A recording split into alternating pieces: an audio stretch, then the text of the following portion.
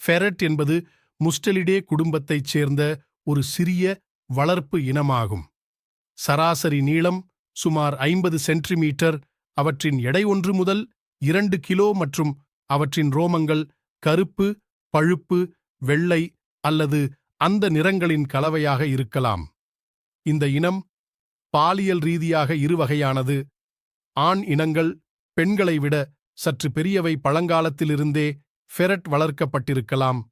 முயல்களை வேட்டையாடுவதற்காக இவை வளர்க்கப்படுகின்றன என்பதை சமகால புலமைப் பரிசில் ஒப்புக்கொள்கிறது.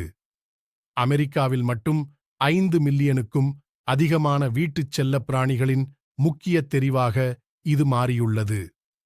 ஃபெரட் ஒரு பயனுள்ள ஆராய்ச்சி விலங்காகவும் பணியாற்றியுள்ளது.